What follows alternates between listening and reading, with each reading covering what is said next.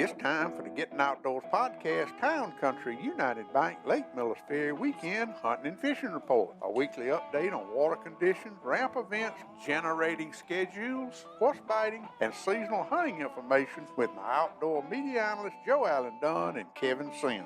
This weekly hunting and fishing report is brought to you by the good folks at Town Country United Bank in Camden, Alabama, serving their customers for over 40 years. Town Country United Bank's highest priority is satisfied customers. Now, here's your weekend Lake Millers Ferry hunting and fishing report.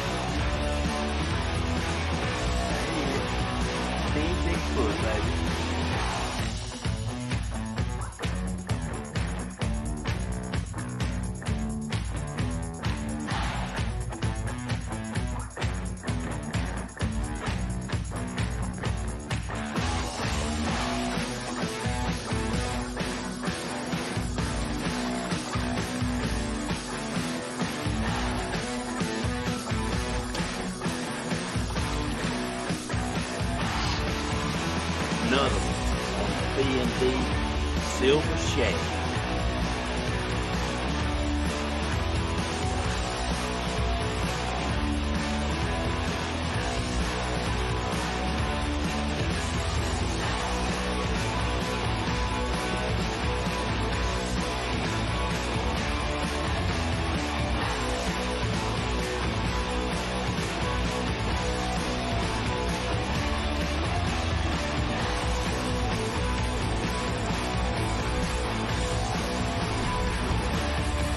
Team Bigfoot in the house.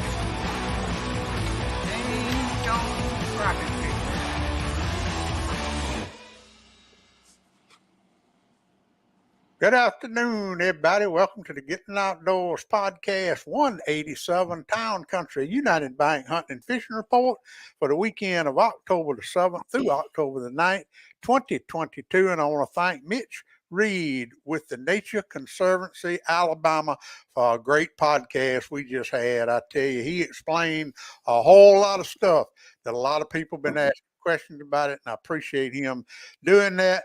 As y'all can see, my cornbread chef, Joe Allen Dunn, he's getting game plots ready. He said he ain't going to put the seed in the ground, but him and Jabbo are disking up and getting ready.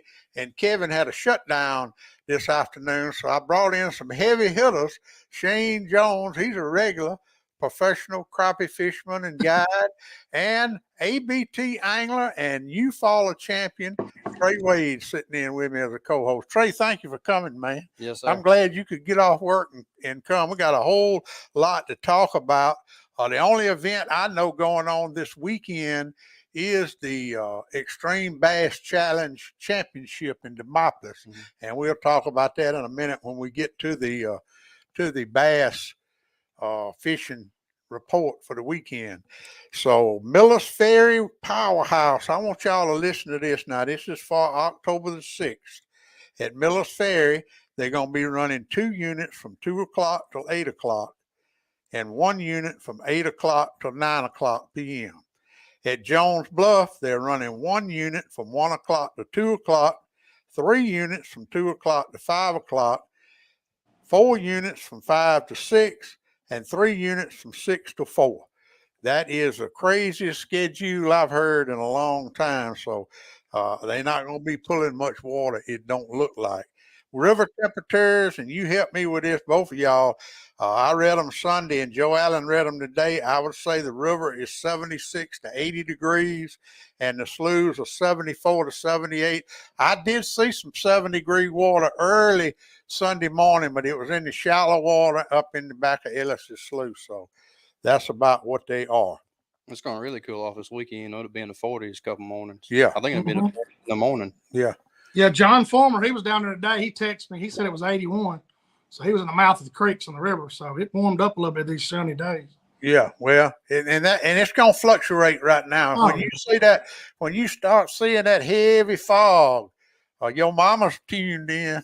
She said you Hey, Mom. And when you see that heavy fog start lifting off of that river early in the morning, you know that water is cooling down, and that's what we're waiting on. All right, we got a few issues we want to talk about. I want to talk about, to start with, what's been in the outdoor fishing news all week. It happened up in Lake Erie, but Shane and Trey, I want to get y'all's take on it.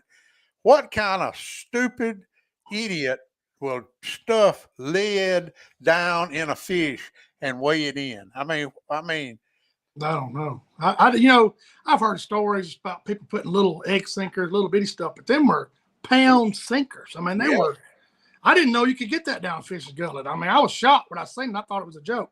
And they stuff filleted fish fillets down it too. Now, well, they say they won $300,000 last. That's How right. did they pass a lie detector test?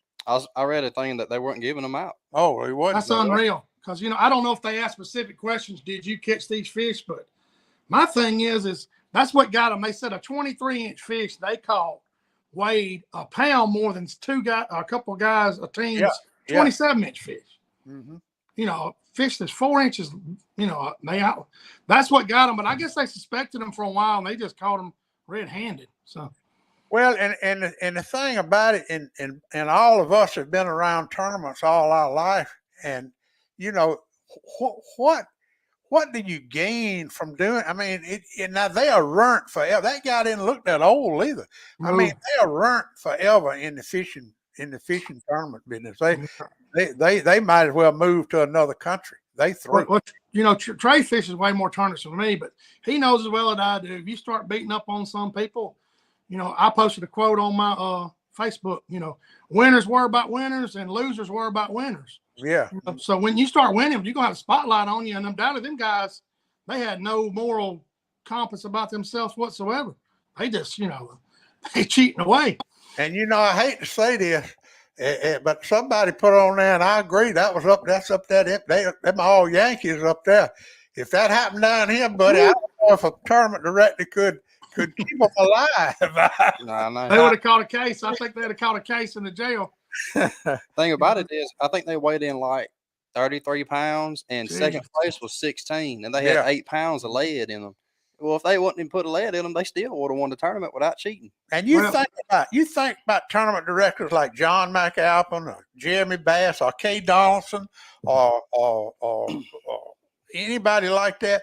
You put a 5-pound bass on the scales and it weighs 8 pounds. They don't weigh enough of them that you can tell. Yeah, but those walleyes are so long and lean. I mean, they catch them so long. They're not. Yeah. They're just built different. I guess they can get away with it. But hey, they'll pull that stuff up in Yankee Town, but that ain't gonna happen down here. I guarantee you, it ain't. It is not. Hey, y'all! I spent the day. I want to share this with you. I spent the day with the Alabama, Great Alabama 650 paddle race with those guys, and let me tell you, it was some kind of fun. I went down to Dunn's camp and did the drone when they came by, filmed them when they came by, and then I went down to the Millers Ferry campground when they came in, and I'm telling you, those folks are just world-class athletes. I'm telling you, they are. I talked to a girl that had done it the last 2 years, and she just amazed me at the way the nutrition, the way they fuel themselves to do that. 650 miles, Shane. Now, you in pretty darn good shape. Yeah, but I'm not a paddler. I mean, I'd have to paddle my boat to the bank if I got stuck in the middle of the river. But I tell you, those people are amazing. They'll be coming through today and tomorrow. So if y'all see them in the river, holler at them and give them some encouragement, because that is an endurance race. That ain't nothing but an endurance race. They don't sleep or hardly eat the whole time. I know before I left, Dad pulled it up. They had just went through the Highway 10 bridge. Yeah. Headed down. They ain't slowing down now. They ain't slowing down. Hey, I do want to shout out to all those guys down there with the Birding Coalition of America. They're down there at Fort Morgan all this week, and they abandoned migrating birds. And let me tell y'all, if y'all hadn't seen the post I put up, they caught a chuck wheels willow the other day, and they got a whippoorwill. So many people mistake a chuck wheels willow for a whippoorwill, and they show both of them. And I was real. I really do love to keep up with them birds. I really do. And it's the Birding Coalition of Americas, and they down at Fort Morgan. It's open to the public if you're down that way and want to go watch them catch those birds. And they put a little band on them, and that old team Fishmaster is tuned in. It is, y'all go check them out. All right, I got a cornbread chef ain't here today, but if y'all, I don't know how many of y'all saw the video, but if you didn't, I want y'all to watch this right here. I started eating this chili. I'm getting up further than that. Shane, he did a pretty good job with that, didn't he? I ate 2 big old slabs of that stuff. I ain't gonna tell no story now. It was good. It was really good. It was slab of cornbread, and I don't know what that was, soup or stew. It was some type of gumbo / soup. It was good too. I ate 2 bowls of that too. It was good. It was darn sure good, and I just like Travis says, he says that Joe Allen needs to just quit talking about fishing and start talking about cooking, because that's all he can do. He went out there and fished a little bit this past weekend. Yeah, he did. All right, let's go over the hunting and fishing report for the weekend of October the 7th through the 9th, 2022.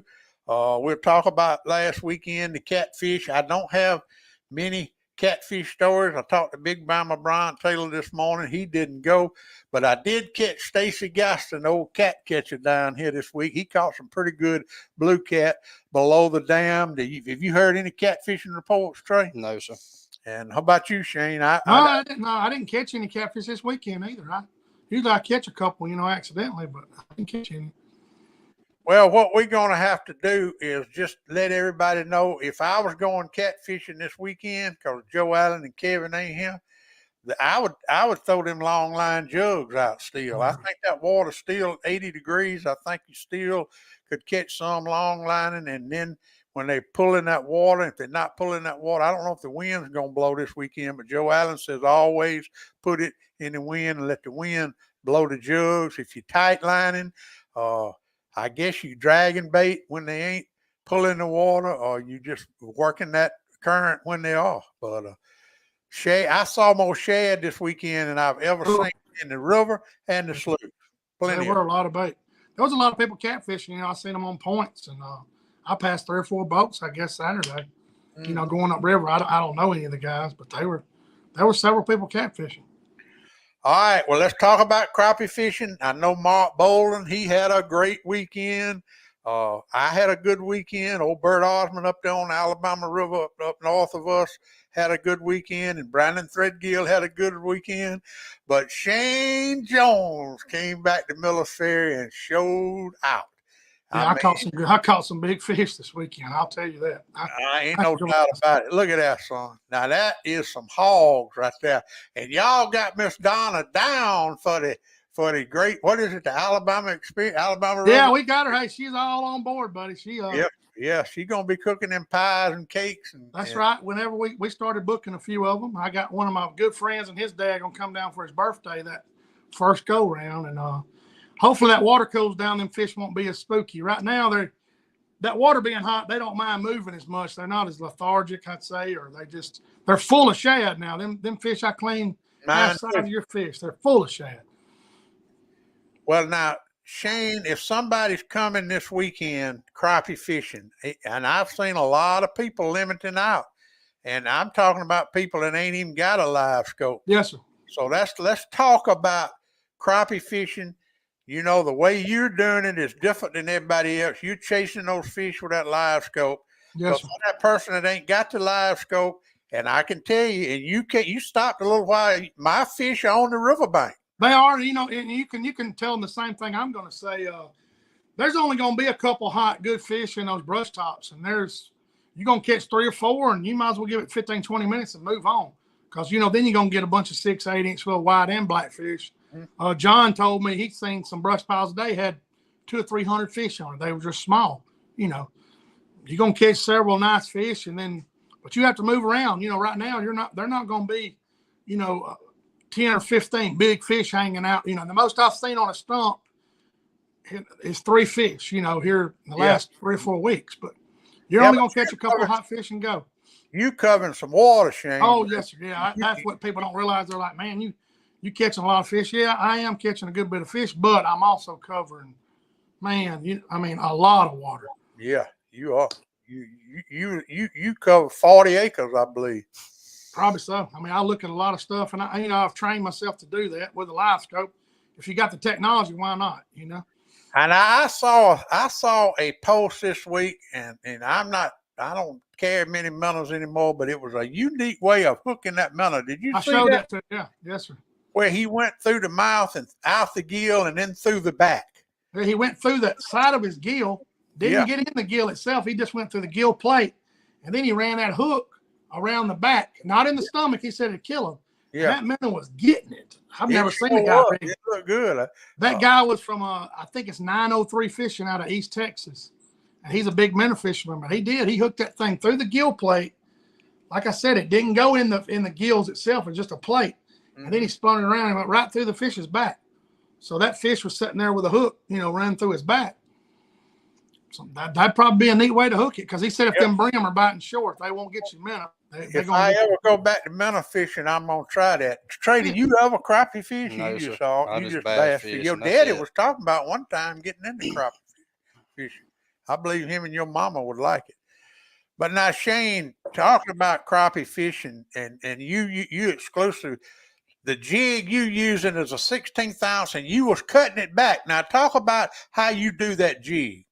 Oh man, that jig's usually about 1 inch long, and what it is I'm just cutting it back a 1/2 inch. That bait may be 1 3/4 inch, 1/2 inch long. I can show you. Wait just a second. I got my rod right here. He probably got one sitting right there. Yeah. Yeah, you can cut it back. This little bait, the bonehead makes, it's only 1 3/4 long. Now I don't know if there's the shad. They're small, but they may think it's a little brim or what. But for some reason, I think the fish just react to it because they're like, you know what, I can just nip that. It's not going to be a lot of effort. I'm just going to go ahead and every fish I catch, if you watch my YouTube videos, I'm pushing that jig out of the back of their throat. They're eating it. So yeah. But I cut it back just about a 1/2 inch. Just it's not a full size jig. Just cut 1/3 of it off and hey, fish with it and see what happens. And I can tell everybody my tip of the week, if you fish in Millers Ferry, blue is a good color. Blue's a really good color. They are eating it up. Well, you don't hardly see anybody. I see Mark Bowling. I know the same people I'm going to see every weekend. A lot of people just, they're planting green fields and nobody's out there really fishing for them. But you could really just follow the blowdowns and stuff on the main river and probably catch enough fish to make up for, probably catch a good bit of fish. And Shane, this live scope has changed everything. I know before we had live scope, everybody thought the fish went deep and congregated up in the summertime, but that's just not so. They just don't. I'm catching them, 2 foot down. It's the only thing live scope has really showed you is more of their behavior. Yes. The way they sit on the backside of a tree when the sun's shining, the way they nose up to a bait. I throw a lot of hand ties to slow that bait down when I'm coming by them. It's them fish the other day in that high pressure. I'm learning they want that bait dropping straight in my head. Straight down, not coming by. They want it right down on them, and it makes them react. I guess it's like poking you in the ribs. I don't know all I'm assuming, but it does. All them fish want it straight up and down. And now, if you are fishing those stumps, whether you fishing Mill Creek, Alligator Slough, the Buzzard Roost, Pine Barren Creek, Chalachi Creek, wherever you're fishing stumps, the water clarity has a lot to do with whether Yes. the fish are going to be there. Talk about Yes, that. it does. It does. You know, if you find a tree that's got several trunks on it, it's got to be something unique about it, and there'll be more fish on those. You'll learn, but you got to mentally make a note. Hey, man, that fish was on this stump that had 2 or 3 trunks on it, and they were better fish, and it was on this side, east side of the creek, west side of the creek. You have to pay it. They don't do anything by accident. Those fish, they're not just roaming. They're setting up for where they want to set up. So. Mm-hmm. Well, it's so interesting. I tell you, it just gives me a challenge every time I go out there. Now that and you got me hooked up. Let me show y'all what I use old Shane Jones to my advantage. I got that new trolling motor. If you look at the first picture on the left there, that was him tuning up my live scope. You see the covers off the live scope, and he was tuning it up and dialing it in for me. And in the next picture, I got that new trolling motor put on. You had that boy. You come in there and took all that curly coo stuff off. And you got it. You had it. That's a good thing about what I tell people. If I use something, you better buy it because I'm rough on equipment. I'm gonna use it, and we had to get yours up where it wouldn't tangle up. It was, especially when you run those stumps and those brush piles, and you want to get it set up like that. And like I said, I'm pretty rough on equipment. I'm going fishing where I want to. So. Old Jason Domain's tuned in. Mitch Huffman, Mark Bolt, Don Field, Ryan Gunn. You see that note I got up there? Ryan's putting out them Team Fishmaster custom jigs, and I can tell you from experience, they will catch fish. All right. Anything else for crappie fishing you want to mention? No, man. All I can tell guys is you're not going to catch a limit on one brush pile. You're going to have to cover some water. Like I said, if you're lucky to catch 3 or 4 fish on one, you just have to fish, man. You can't. Like I said, it's not like springtime where you're going to hit one bank and catch 25 fish. It's just you're going to have to put your time in and cover some water. And what I noticed the other day on that riverbank that I found, I caught 6 fish, bam, bam, bam. Yes, and I could see the fish, and you went over there and tried to catch them too. Yeah, we were sitting there talking. That's right. They would not bite after that. They just go up nose and go back. There was over it. So you got to fish. That's what you got to do. You got to fish. That's right. All right, let's go to bass fishing. That's what we got. That's what we got Trey in here for. Trey, tell us what's going on. They got a big tournament this week. You going to Jordan to do some practicing because 2 weeks you got the ABT championship. Yes. That you and Bradley gonna fish in. Let's talk about the Demopolis. They're gonna have the Extreme Bass Challenge Championship. If you was gonna fish at Demopolis, I understand the river's way low. Yes. What would you do this weekend?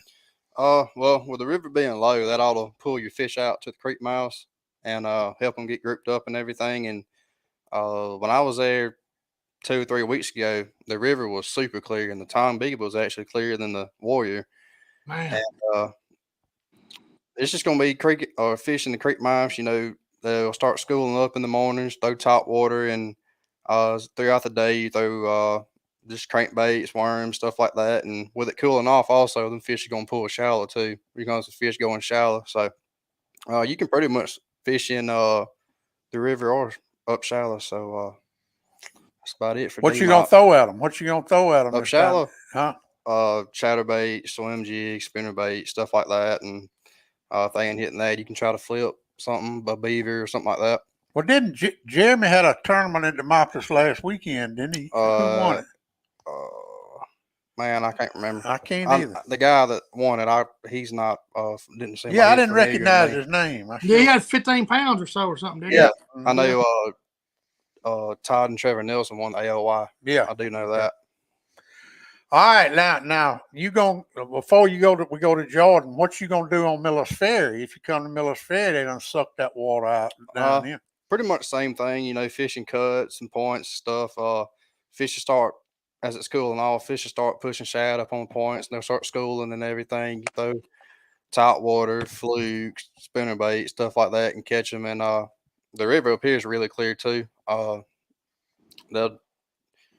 about it. Does that have does that clear water have a lot to do with those bass like it does the crappie? Because Shane's looking for that stained water when he's crappie fishing. In the fall when the fish are feeding, it's a little bit easier to catch them in clear water. You know, in springtime you're gonna want dirty water most of the time because it's gonna warm them up. But I don't know. I mean, in the fall it don't really matter as much as in the spring. I think you can catch them in dirty water and clear water, so it ain't really that big of a deal this time of year, I don't think. Is Bradley going to the Jordan with you this weekend? He done had that baby, ain't he? Yeah, she's doing real good. She's home and she's doing good. He's going to come up there with me Saturday and fish, and he's going to go back up there next weekend, and then the next week, the week of the tournament, we're going to spend the week up there. All right, now tell me y'all's game plan on Jordan. Now don't get don't give enough, but I mean just are y'all going to just go up there and try to establish a path? What are you going to do? What is your game plan? We're going to go up there. I want y'all to win that $50,000. Oh, we do too. We're just going to go up there and try to find some fish. You know, they're it's probably $25,000. 20. No, it's 50. 50,000. I think it is 50. Yeah, okay. We're going to try to find some fish, and wherever they're at, they're going to be somewhere different probably from now in 3 weeks because all the weather changed. We're going to try to find something different, like maybe a hump out in the river or something like that. But she's going to have, I think, 177 boats on that little bitty lake. So it's going to be hard to find something. I heard her put a post up not long ago. It's a high school tournament the same day. Really? I think if I'm not mistaken. That's wonderful. You know how much Kay is. She was raised in hell. Yeah, we're going to put in at both landings. I don't know how that's going to work out. I don't know either. I don't know either. Maybe she worked it out with them. But I think she moved them to another weekend. Somehow. Okay, good. I hope so. Over 200 boats on that place is awful. Todd Prater says, Shane, I'm going to call you again so we can get a story about you in the Selma Sun Outdoor Edition. Well, he'll be a good one to call, Todd. Yeah, I did miss a call from him this weekend. I told him I didn't have real good service down there. I'm out there fishing. If I ain't cutting up with you or Joe Allen, I ain't usually talking about it. All right, so this weekend, Clearwater, chatterbaits. Yeah, chatterbaits, spinnerbaits, top water. There's something moving. Have you tried them new diamond spinnerbaits? I ain't got any yet. Well, you need to get. He on. Told me he's gonna let me get a couple and try them, but I ain't got up with them. You need yet. to take a couple of Jordan with you. You sure do. Because I love to tell the story of Kent McNaughton told me. When he started net bait, he put a damn pack of all his net bait worms in the trunk of his car and went to when they had a Bassmaster Classic in New Orleans and gave them out to those bass fishermen and them pros, and that's how he started net bait was doing that. So that's what they need to do with them diamond baits. But I think they are going to the way they making them, and I think they quality made spinnerbaits. I've meant to say, have you seen that new stuff called Bait Pop, Big Daddy? Have you seen that? No, you was telling me about that. They got some stuff. This is the guy that invented an original fish formula. I think his name's Danny something. It hit last night. He was supposed to release it during one of them iCast shows or whatever. Anyway, he said he's coming on out with it, but he's got some fish attractant that gives you a bright return. There are people putting it on their line and their jig. It's unreal how much bright it is. Like, I personally don't need it because I can get it in there, but people that's just learning live scope, that is neat. I mean, it shows your bait like a flashlight. It's called Bait Pop. Yeah, and you got some coming, ain't you? Yes, sir. I got some coming. The guy's name, I have to look. His name's Danny. He owns some type of electronics company where you where they install electronics. Yeah. It's Good Williamson said he's wishing Trey and Bradley the best in the championship. You might as well get on board with him. And you need to. Your boy Joe Allen ain't doing too good, bud. He's done turned into a cornbread chef. Oh, good. It's Performance Fishing Electronics. That's the guy that's making that stuff. Okay. That's all right. Well, bass fishing. Anything else on bass fishing, Trey? You want to share some of your techniques with them?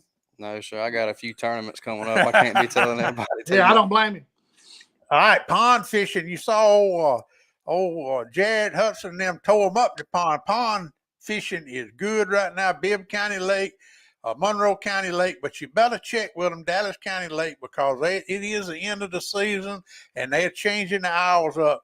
So before you go off to one of our Alabama public lakes, be sure to check and make sure that they're open.